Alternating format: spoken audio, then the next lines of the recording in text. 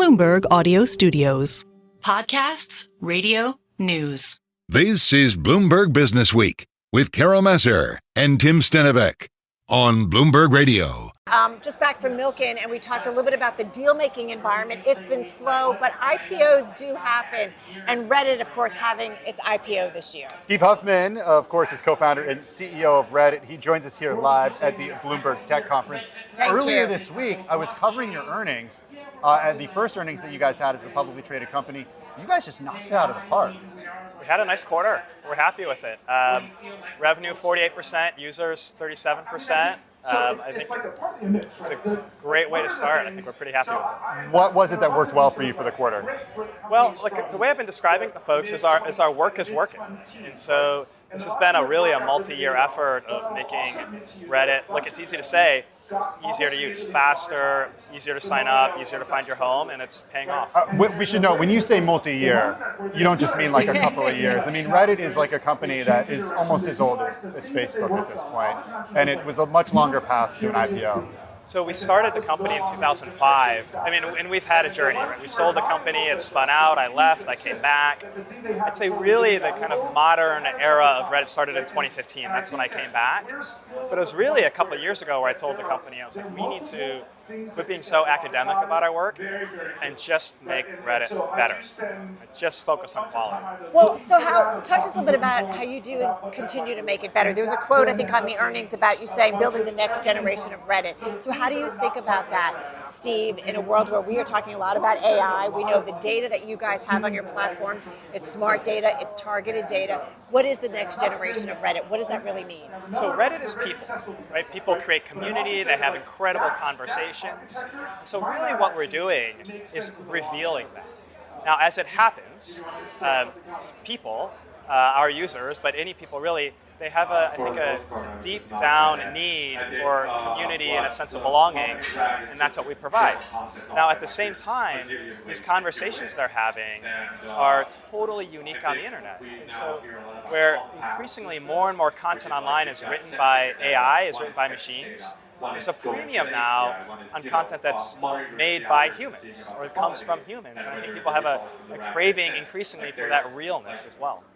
I'm wondering about the content policy that you guys rolled out today, because the whole idea here is to create a place for Reddit content to actually help train AI models. You have a deal right now out there with Alphabet's Google to help it train its AI models. What works about Reddit's content, and how do you balance that with making sure that the people who contribute there feel like they're not contributing to developing an AI algorithm? So Reddit has been open for a long time, and we love that about Reddit. And we've been very well indexed in search, in Google search, for example. And I think of AI, the AIs that we've seen, as like Search 2.0. And so it's important for us, or we like Reddit being out there and our content being out there. It helps users find their home on Reddit. It helps people get answers to questions. I think this is very powerful. But what we announced this morning is that we can't just be completely permissive. We have to be very picky about who we work with. And we're going to work with partners like Google who will do so on our terms, right? Not reverse engineer the identity of our users, not try to use public content on Reddit to target ads or things like that, but really use it for what it's intended for, which is advancing the state of the art and helping people find their home on Reddit. It does feel like we're going into a new generation, maybe a more informed generation, if you will, when it comes to the social media world.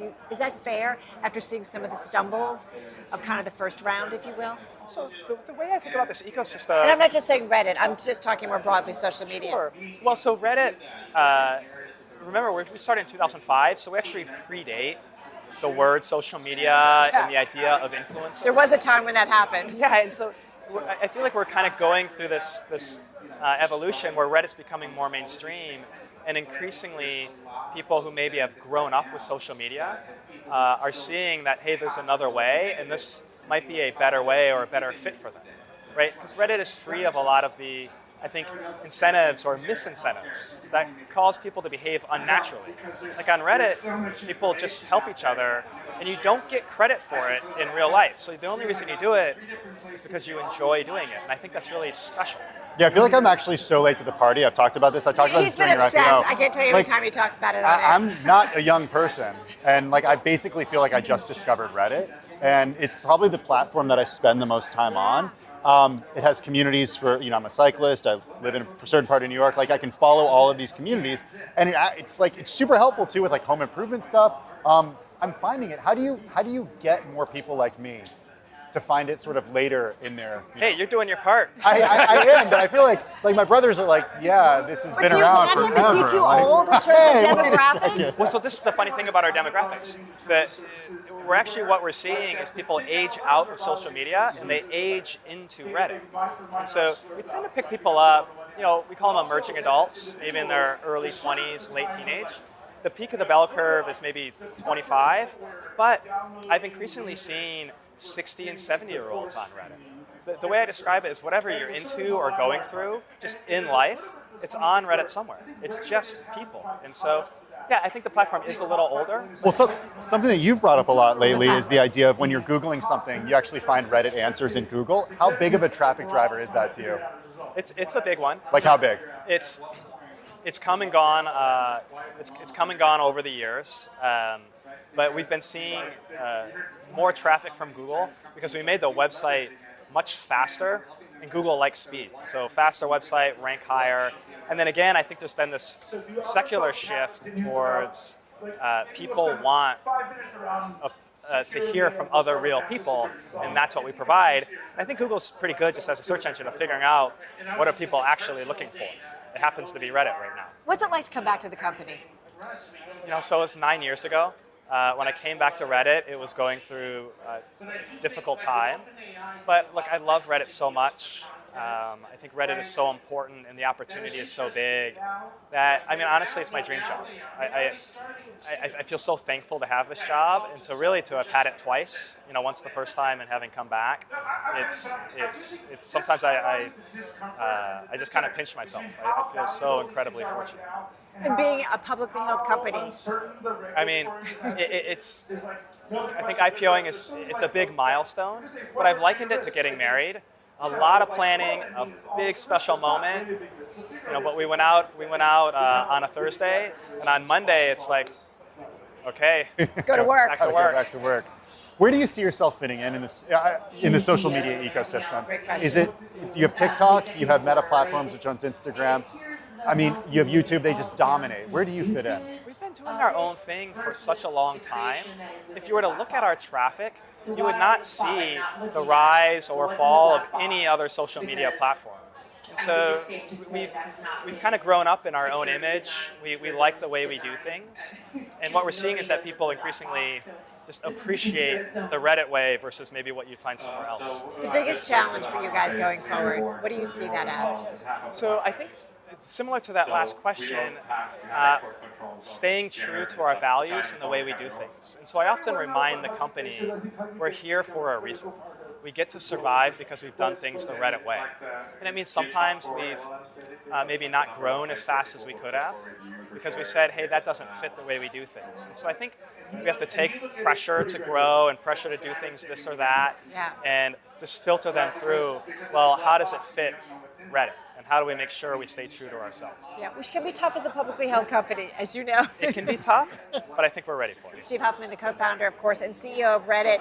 Well, the new issue of Bloomberg Businessweek, it is out on newsstands, online, and on the Bloomberg. And there's a very special section. It's about the folks to watch, the ones to watch is what we call it. It's the section. And these aren't necessarily the Tim Cooks, the Sam Altmans, the Jensen Wongs, the Lisa Sues. In other words, they aren't household names, at least not yet. And that's where we want to get to. They are startup founders, they're big tech managers, they're low-key investors, even a bureaucrat who could play a bigger role than you realize in shaping our future. This is why they are the ones to watch. And we got a couple of them with us here right now, on site at the Bloomberg Technology Summit. Tushar Ahluwalia is a co-founder and CEO of Reiser Group. It's an Amazon aggregator that's backed by the private equity arm of Bernard Arnault, the world's richest man. And Reiser, co-founder and CEO of abnormal security. It calls itself a precision human behavior security engine that protects the cloud office from email attacks. Evan, Tushar, good to have you with us. Thank you so much for having us. Yeah, thanks for joining us. I want to start with you and just give us an idea. What is an Amazon aggregator? Okay, well, our company started in sort of the 2021 capital boom, where we went out and started to acquire Amazon FBA businesses because those businesses... Fulfilled by Amazon, FBA. FBA stands for Fulfilled by Amazon. Explain what that is to people. These are essentially merchants on the Amazon platform that use Amazon's infrastructure to fulfill consumer goods to the end consumer. And FBA aggregators are companies that acquire these businesses and aggregate them. And that's sort of where our journey started. But I'd say since markets shifted roughly in 2022, the industry reoriented itself. And so we are very much now consolidating our peers. We're the largest in the ecosystem. We've acquired four of our peers. We acquired Perch Group, which was the second largest player in the US. We're a Berlin-based company. And as we look to the future of Reiser Group, we see our future as the Western response to Temu, Chinese models like Temu and Shein. Right. All right, so somebody comes up to you and says, okay, you're on this list, the ones to watch. Why should we be watching you? Sorry? Somebody comes up to you and says, okay, you're on this list, the ones to watch, right? Like these are the visionaries for the future. What do you say? Why are you one of the companies to watch? I think what we'll bring to Western consumer markets is the concept of C2M, which is consumer to manufacturer. So our ability to, which is a whole different way of thinking about things. It's a very, very different way to think about consumer. And so we believe the supply chain in consumer is something that traditionally did not get so much love by the tech environment and tech companies. And so techifying supply chains leading up to Western consumer markets is something that we'll focus on with hyper-fast product innovation cycles, really consumer goods of the future. And so I hope, we'll be known for building and creating and crafting consumer products at scale in relevant categories, for tomorrow's consumer. Evan Reiser, come on in here and talk a little bit about what you do over at Abnormal Security. We should note that 15% of the Fortune 500 companies are among the customers. You have about 2,000 of them. You've raised $300 million from investors, valued at $4 billion. It's not just like, I was trying to describe it in this intro. It's not like a typical cybersecurity firm. Explain why it's different. That's right. So Abnormal Security, we're a behavioral platform to help. What does that mean, behavioral platform? So we stop the cybersecurity attacks you know about, phishing, fraud, social engineering. The approach is fundamentally different. We're looking at human behavior, trying to understand the normal patterns of behavior, and look for anomalies. And that's very effective for stopping attacks that have never been seen before, which is why after being in the market for 5 years, we already have 1 out of 5 Fortune 500 organizations as customers. It's a whole different way of looking at it. So talk to us about the kind of behavior that you guys are picking up on. Yeah, so conventional security is focused on known bad stuff. Right. And if you know every attack that's ever happened, you can stop a lot. But you can't stop the next thing. And it's those new things that cause the most damage.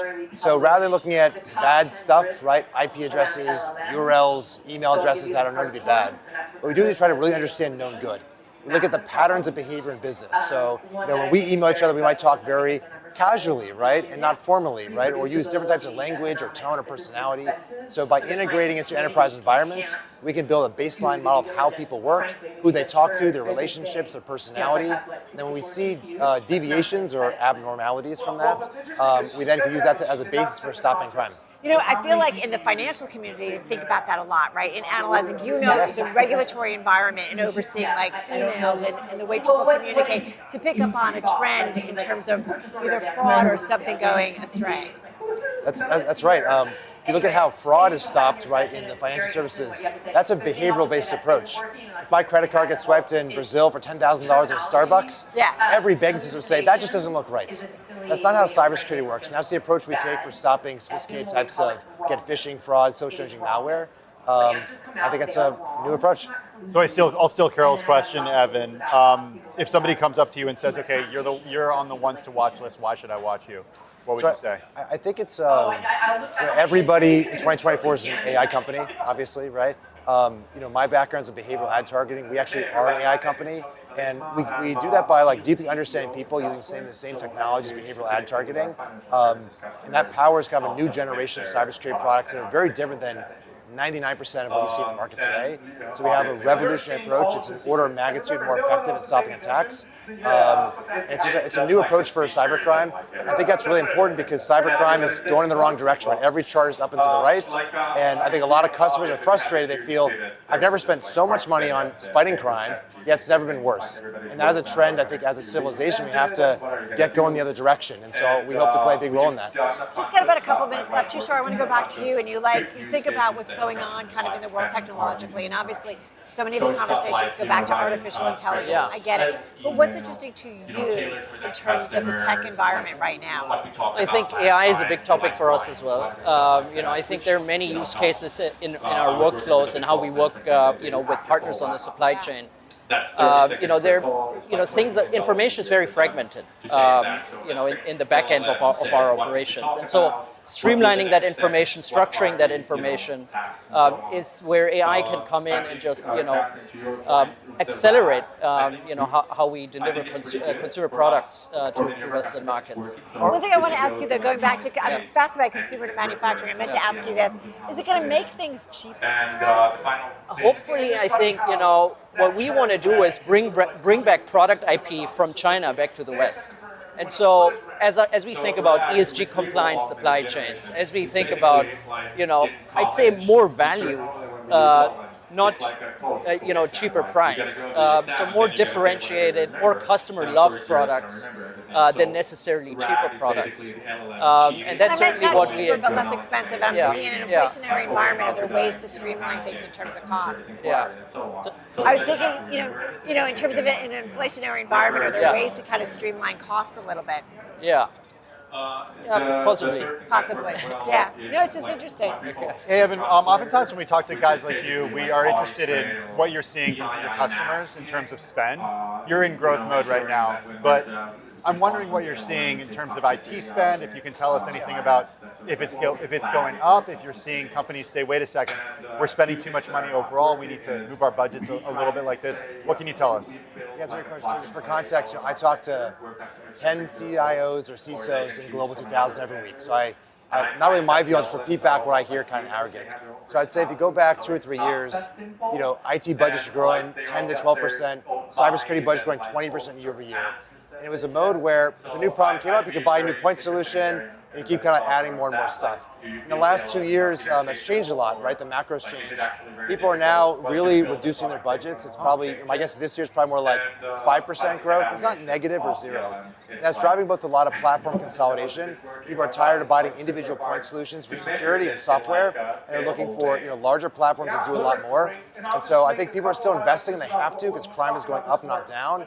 But they're really struggling to manage all these solutions with a growing labor shortage of cybersecurity talent. All right, just got 40 seconds, 20 seconds. Who's a tech leader that you follow and you think that everybody should keep an eye on real quickly? I follow many, but right now I love Vinod Khosla, who I was able to meet just here today, which made me very happy. Yeah, I'm a fan. Yeah, it's someone who's been in the industry and seen a lot of trends. How about for you, 20 seconds, Evan? So one of my role models is Frank Slootman, former CEO of Snowflake. I just appreciate his customer focus and the culture that he's built across ServiceNow and Snowflake, and the organization to be a part of. Well, listen, we really appreciate getting some time. As we said, you're part of the ones to watch. Tushar Ahluwalia, he is, of course, co-founder and CEO of the Reiser Group, and Evan Reiser, co-founder and CEO of Abnormal Security. Guys, thank you so much. Good luck with everything. Lots of news when it comes to space exploration this week. Boeing, the long-delayed Starliner capsule was set to launch on Monday, but that's been pushed to at least May 17th, so another big setback there. Also, SpaceX, the company makes Starlink connectivity to Botswana. Just a couple headlines. There's so much going on, and this is why Bloomberg is launching a new vertical. It's a Bloomberg space vertical, to be specific. It's all about the growing space economy, and we just do a little bit of a shameless plug, not so shameless, if you will, but if you want to get more about everything involved in the space industry, go to bloomberg.com/space. We have 2 great voices on it, so let's get to it. Loren Grush is with us. She's Bloomberg News space reporter, also the author of The Six, The Untold Story of America's First Women Astronauts. She joins us on site here at the Bloomberg Tech Summit. Also with us is Ghaffarian. He's co-founder and executive chairman at Quantum Space, also at Intuitive Machines, the first company to land on the moon. He's also co-founder and chairman Axiom Space, which sends private astronauts to the ISS, International Space Station. So great to have you two here with us. I got to say, my dad was an aeronautical engineer. I grew up, he was involved in the first moon landing, so we grew up loving space. But Cam, I want to start with you. Why do you love space so much? You know, since childhood, I really, since 6-year-old, I would look at the stars and I would be mesmerized by them and would like, is it possible that people are living there, how far they are, how vast is the universe? It was just like, as a kid, was so curious and just wanted to explore.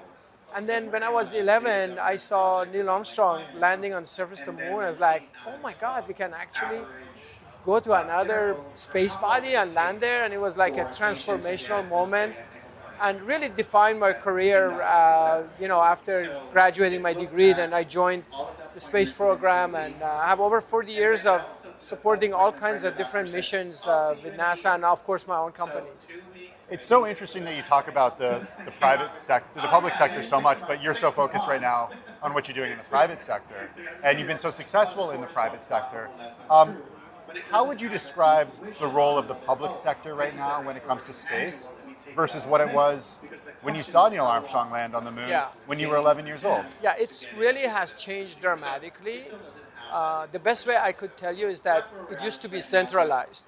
And centralized, like everything was under NASA. And then you had contractors that NASA didn't think for NASA, but ultimately was NASA property, right?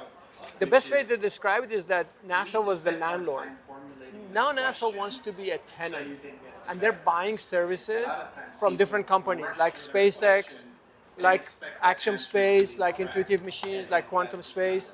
And it's not only NASA, but also I think Space Force, right? They're doing a similar thing. So, and then public-private partnership has grown a lot. Where in each of these, you got a public partner, private partner, and together we're trying to achieve something amazing. I mean, the Intuitive Machines. When we landed on the moon, we had NASA people right there along with us, partners. Right. And we did it together. Lauren, I want to bring you in. Go ahead. No, you were going to jump in. Well, I was just going to say, from a coverage perspective, it also keeps me on my toes as a space reporter because I think during the shuttle era, NASA was really the only game in town when it came to pushing the envelope for space exploration, but now because there is this new focus on NASA stimulating the commercial space economy, there's all these startups that are coming online to see if they can, generate a profit from the space industry. They're trying to emulate the success of SpaceX, and so now I'm constantly busy covering all sorts of, new efforts, covering moon landings every week or, covering new space stations that are launching. Like, it's a very exciting time to be covering. Well, when you've got someone like Cam in the chair, what is it that you want to know from him when you think about, where do we go next when it comes to space exploration? Well, I think when it comes to, there's a lot of optimism in space, obviously, and it's a very aspirational industry, right? It's hard not to get excited when you think about humans walking on the moon again, but I think what really I'm curious about it, and from a journalist perspective, is how is it sustainable? How are we going to make money off of it? Because the problem we have with space is that it's a very capital-intensive industry up front, and it takes a very long time to develop these technologies. And then it's a bit of a risk and it's a bit of a gamble to see if that'll actually play out into a viable business. But we're really at the very early stages of a lot of these startups, so it'll be interesting to follow along as they start to mature their technologies and to see if this is something that can sustain over a long period of time. So let me steal Lauren's question because she's the smartest person I know when it comes to everything regarding space, Cam. How do you make it sustainable? I think Elon Musk did a lot when he made the rockets reusable. That's huge in terms of sustainability. But how do you make it less capital intensive? How do you make it more sustainable? Yeah, so if you think about Elon Musk, right? One thing he noticed was, wow, the cost of transportation is very high. Can I come up with a disruptive technology? Well, I can reduce the cost of transportation. But actually, maybe 2/3 of the value of SpaceX, maybe more, is related to the Starlink rather than the rocket industry. But rocket industry is sort of enabled for Starlink to flourish. Okay, so now think about Axiom Space the same way. CapEx heavy, we're going to launch our module.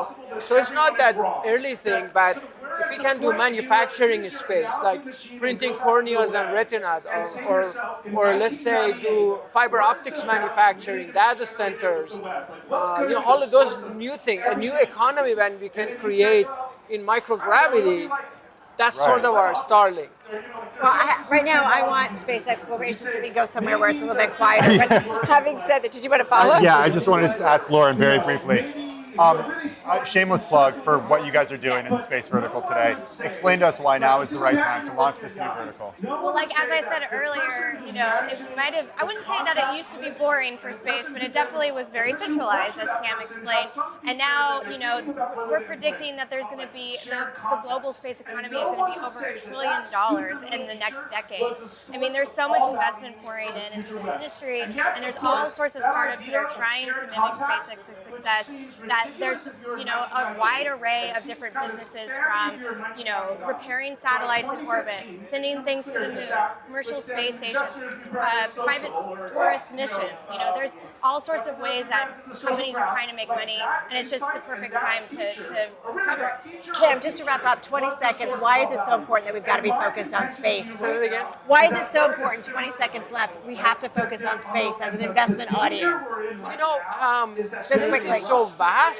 Just think about in our galaxy alone, there are 400 billion stars, and there are 2 trillion galaxies. We're such a small part. Space is limitless, it's infinite. And we're just such a small part of it. I think it's it's the unknown world that we're going to explore, and new economies that are going to be created. Just think about what we're going to discover. Cam, Loren, thank you so much. Really appreciate it. Loren Grush is Bloomberg News space reporter. As we mentioned, she's the author of The Untold Story of America's First Women Astronauts. It's an awesome book. It's an awesome Check it out. Everybody go read it. Go buy it. Written by our colleague, Loren Grush. And Cam Ghaffarian, he's co-founder and executive chair at Quantum Space. We mentioned also at Intuitive Machines, the first company to land on the moon. Also co-founder and chairman of Axiom Space. They send private astronauts to the International Space Station. As I said, I grew up, I'm a large family, but my dad, part of the 60s, the great space race. And so understanding to have a nation, focused on having that happen.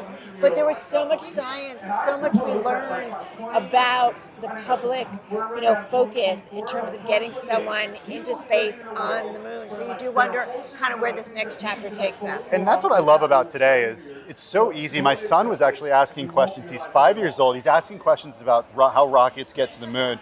You just fire up the internet and you can show him a SpaceX launch. And it's so awesome to be able to expose kids to that stuff.